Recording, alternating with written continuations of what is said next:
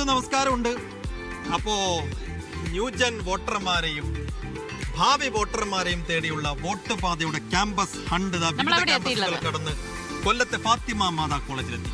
ഈ കോളേജ് ഉണ്ടല്ലോ, നല്ല അടിപൊളി കോളേജാണ്. വേറെ ആംബിയൻസ് ആണ്. അത് ഫുൾ മരങ്ങളും നല്ല വൈബാണ്. നമുക്ക് ഈ കോളേജിന് ഞാനൊന്ന് അന്വേഷിച്ചപ്പോഴേ ഇപ്രാവശ്യം ഇവിടെ യൂണിയൻ തെരഞ്ഞെടുപ്പ് നടന്നിട്ടില്ല.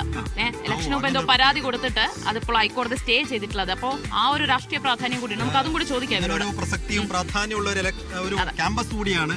സ്വാഭാവികമായും ഈ ക്യാമ്പസിലെ പിള്ളേർക്ക് കാര്യമായ എന്തെങ്കിലുമൊക്കെ തെരഞ്ഞെടുപ്പിനെ കുറിച്ചും വോട്ടിനെ കുറിച്ചും താല്പര്യത്തെ കുറിച്ചും കൃത്യമായ രാഷ്ട്രീയ കാഴ്ചപ്പാടുള്ള നിലപാടുള്ള വിദ്യാർത്ഥികളായിരിക്കും ഇവിടെ ഉള്ളതെന്ന് ഞാൻ കരുതുന്നു. നമുക്ക് നോക്കാം. പ്രതീക്ഷയോടുകൂടി നമുക്കൊന്ന് പോയി നോക്കാം. വരൂ.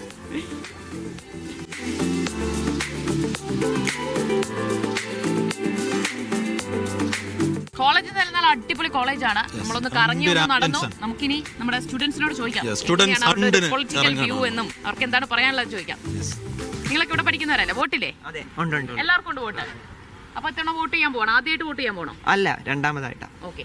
സാധാരണ ഉണ്ടല്ലോ ക്യാമ്പസിനകത്ത് എത്രത്തോളം രാഷ്ട്രീയം, ഇപ്പോഴത്തെ ന്യൂ ജെൻ ആണല്ലോ, ജെൻസി ആണല്ലോ, ക്യാമ്പസിൽ എത്രത്തോളം രാഷ്ട്രീയ ചർച്ചയാവാറുണ്ട്? പൊളിറ്റിക്സ് ക്യാമ്പസിൽ ഇവിടെ പൊതുവെ ഫാത്തിമ കോളേജിലെ രാഷ്ട്രീയം വളരെ സൗഹൃദപരമായിട്ടാണ് തന്നെ മുന്നോട്ട് നീങ്ങിക്കൊണ്ടിരുന്നത്.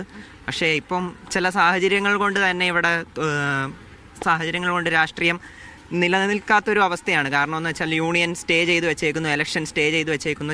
ഇപ്രാവശ്യത്തെ ഇലക്ഷൻ സ്റ്റേ ആണല്ലോ. ഇലക്ഷൻ സ്റ്റേ ആണ്. ജനാധിപത്യത്തിനെ അട്ടിമറിക്കുന്ന രീതിയിലുള്ള ഒരു തരം പ്രവർത്തനമാണ് ഇപ്പം ഇവിടെ നടന്നുകൊണ്ടിരിക്കുന്നത്. അപ്പൊ എന്താ പിന്നെ ഇലക്ഷൻ എന്തുകൊണ്ടാണ് സ്റ്റേ ചെയ്യപ്പെട്ടത്? അത് ഇവര് പറയുന്നത് വെച്ചാൽ അറ്റൻഡൻസ് കയറ്റി കൊടുത്ത് മാനേജ്മെന്റ് ഞങ്ങൾക്ക് ഭാഗമായിട്ട് നിൽക്കുന്നത് അങ്ങനെയൊക്കെ പറഞ്ഞത്. പക്ഷേ കഴിഞ്ഞ വർഷങ്ങളിൽ അങ്ങനെ ഇതുവരെ അങ്ങനെ പരാതി ഒന്നും ഇവിടെ പെട്ടിട്ടില്ല. അപ്പം ആദ്യമായിട്ട് അവർ പരാതി കൊടുത്ത് തോക്കുമെന്ന് ഉറപ്പായപ്പോൾ ഇലക്ഷൻ സ്റ്റേ വാങ്ങിച്ചതാണ്. അതാണ് എൻ്റെ സത്യം. മാനേജ്മെന്റ് നിങ്ങൾക്ക് ഒരു ബാക്കപ്പ് ഉണ്ടോ? ശരിയാണോ? അങ്ങനൊന്നുമില്ല. ഇത് ഇവര് തോക്കുന്നായപ്പോഴത്തേക്കിനും അവര് തന്നെ പറഞ്ഞുണ്ടാക്കിയതാണ്. ഞങ്ങൾക്ക് ഇതിലെ കേസ് കൊടുത്ത് കോടതിയിലൊക്കെ കേസ് കൊടുത്തിട്ട് ഞങ്ങൾക്ക് അറ്റൻഡൻസ് കയറ്റി തന്നു എന്നൊക്കെ പറഞ്ഞു. പക്ഷെ ഞങ്ങൾ ക്ലാസ്സിന് കയറുന്നുണ്ടായിരുന്നു, എല്ലാം കറക്റ്റ് ആയിരുന്നു. പക്ഷെ ഇവര് പറഞ്ഞുണ്ടാക്കി ക്യാമ്പസിനകത്ത ഒരു ഇലക്ഷൻ ആണല്ലോ, പുറത്തൊരു വൻ ഇലക്ഷൻ നടക്കാൻ പോവാണല്ലോ. ആർക്ക് ശ്രദ്ധിക്കാറും നിരീക്ഷിക്കാറൊക്കെ ഉണ്ടോ? ആരൊക്കെയാണ് സ്ഥാനാർത്ഥികൾ എന്നൊക്കെ? വോട്ടുണ്ടോ? വോട്ടുണ്ട്. കന്നിയാണോ? അല്ല, രണ്ടാമത്തെ വോട്ട്. പക്ഷെ തദ്ദേശ തെരഞ്ഞെടുപ്പിൽ ആദ്യം ചെയ്യാൻ പോവായിരിക്കും. അപ്പോൾ അതിന്റെ ഒരു വോട്ട് ചെയ്യാനുള്ള ഒരു ആവേശവും താല്പര്യമൊക്കെ ഉണ്ടോ? ഉണ്ട്. എന്റെ നാട് ട്രിവാൻഡ്രം ആണ്. അപ്പൊ എന്തായാലും ഇലക്ഷൻ സമയത്ത് നാട്ടിലേക്ക് പോകും വോട്ട് ചെയ്യാനായിട്ട്. അങ്ങോട്ടേക്ക് പോകും. വോട്ട് ചെയ്യാനായിട്ട് പോകും. അടിപൊളി അടിപൊളി. നമുക്ക് അതിന്റെ ഇടയിൽ ഒരു സ്ഥാനാർത്ഥിയെ കണ്ടുകിട്ടിയിട്ടുണ്ട് ഫാത്തിമ മാതാ കോളേജിൽ നിന്ന്. ഏത് പഞ്ചായത്ത്, എന്ത് പേരെന്തായിരുന്നു? പേര് വിനീത് ഇളമാടെന്നാണ്. നമ്മുടെ പോസ്റ്ററൊക്കെ അടിച്ചിറക്കിയോ അവിടെ? എന്ത് ചിഹ്നത്തിലാ വോട്ട് ചെയ്യേണ്ടത്? മൺവെട്ടി മൺകൂരി അടയാളം. മൺവെട്ടി മൺകൂരി. അപ്പൊ UDFന്റെ കാൻഡിഡേറ്റ് ആണ്. RSPയുടെ സീറ്റാണ് അവിടെ. ഇളമാട് ഗ്രാമപഞ്ചായത്ത്. അപ്പൊ ഇവിടെ വരുമ്പോ എങ്ങനെ പുറത്ത് പ്രചാരണത്തിലൊക്കെ പോണ്ടേ? ഇന്നലെയും മെനിഞ്ഞാന്നൊക്കെ ആയിട്ട് പ്രചരണത്തിലായിരുന്നു. ഇപ്പൊ എക്സാം ആയതുകൊണ്ടാണ് ഇന്ന് എത്തിയത്. അപ്പൊ ലീവ് എടുത്ത് പ്രചാരണത്തിലേക്കാണ്. അതെ. വീടുകളിലൊക്കെ കയറുമ്പോൾ ആളുകളുടെ റെസ്പോൺസ് ഒക്കെ എങ്ങനെയുണ്ട്? റെസ്പോൺസ് കുഴപ്പമില്ല. ഇപ്പൊ 21 വയസ്സാണ്. അപ്പൊ ഒരു കോളേജ് വിദ്യാർത്ഥി എന്ന നിലയിൽ യുവത്വം മുന്നോട്ട് കടന്നു വരട്ടെ എന്നുള്ളൊരു തീരുമാനത്തിലാണ് നമ്മുടെ നാടും അതിനൊപ്പം നിൽക്കുന്നത്. നിങ്ങൾ വിദ്യാർത്ഥി സംഘടന ഭാഗം എന്ന രീതിയിൽ അതിനെ ചെറുക്കാൻ എന്തെല്ലാം സ്ഥാപനത്തിൽ ഈ കോളേജിൽ ചെയ്യാറുണ്ട്? കോളേജിൽ നമ്മൾ ഗ്രീൻ ക്യാമ്പസ് എന്ന ഒരു പദ്ധതി തുടക്കത്തിൽ കൊണ്ടുവന്നായിരുന്നു.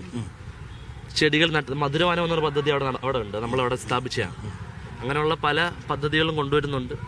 അത് കണക്ക് കായിക മേഖലയെ വളർത്തിക്കൊണ്ട് ലഹരിക്ക്, ഫുട്ബോളാണ് ലഹരി എന്ന് പറഞ്ഞ ക്യാമ്പയിൻ നടത്തിക്കൊണ്ട് ഫുട്ബോൾ മത്സരം നടത്തിയിട്ടുണ്ടായിരുന്നു. അങ്ങനെ പല പ്രോഗ്രാം. അത് ഈ മുന്നണികൾക്കുള്ളിൽ നടക്കുന്ന തമ്മിൽ തല്ല്, തർക്കം, കാലുവാരൽ, അഴിമതി, ഇതെല്ലാം കണ്ടിട്ടാണോ ഈ യുവതലമുറ അതിൽ നിന്ന് അകലുന്നത്? അതൊരു ഘടകമായിട്ട് പ്രതിഫലിച്ചേക്കാം. പക്ഷേ ചിലരിലൊക്കെ. പക്ഷെ അത് മാത്രമല്ല, പിള്ളേർക്ക് എല്ലാവർക്കും ഒരു താല്പര്യക്കുറവുണ്ട്. നമ്മളതൊന്നും പഠിക്കേണ്ടതായിട്ടുണ്ട്. സത്യത്തിൽ എന്താണ് ആ ഒരു നേതൃത്വം, അത് പഠിക്കേണ്ടതുണ്ടല്ലേ? ദേശീയക്കാരാണ്. വളരെ പ്രധാനപ്പെട്ട ഒരു കാര്യം ചോദിക്കാനുണ്ട്. രാഹുൽ മാങ്കൂട്ടത്തിൽ വിഷയം ഈ തെരഞ്ഞെടുപ്പിൽ തിരിച്ചടിയാവോ? ഒന്നും പറയല്ലേ, എന്തെങ്കിലും ഒന്ന് പറയൂ. അല്ല, രാഹുൽ മാങ്കൂട്ടത്തിൽ ഇത്രയധികം ആരോപണങ്ങൾ ഉയർന്ന സ്ഥിതിക്ക് രാഹുൽ മാങ്കൂട്ടത്തിൽ MLA സ്ഥാനം രാജിവെക്കണോ? വേണ്ട. എന്താ കാര്യം? എന്താ എയർലാഗെന്ന് കരുതിയിട്ട് നമ്മൾ നിലപാട് പറയാതിരിക്കരുത്. പറയൂ, എന്താണ് ഇപ്പൊ രാഹുൽ രാഹുലിനെതിരെ ഉയർന്നു വരുന്ന ആരോപണങ്ങളിലൊക്കെ വാസ്തവമുണ്ട് എന്നല്ലേ കരുതുന്നത്? ഒന്ന് ചോദിക്കട്ടെ, ഒരു ജനപ്രതിനിധിയിൽ നിന്ന് ഉണ്ടാകാൻ പാടില്ലാത്തതാണ് ആ ഒരു സ്വഭാവം എന്ന് പറയുന്നുണ്ടോ? അങ്ങനെ പാടില്ല എന്നാണ്. കുറ്റക്കാരനാണോ അല്ല എന്നത് കോടതിക്ക് വിട്ടുകൊടുക്കുകയാണ് തെളിയിക്കാനായിട്ട്.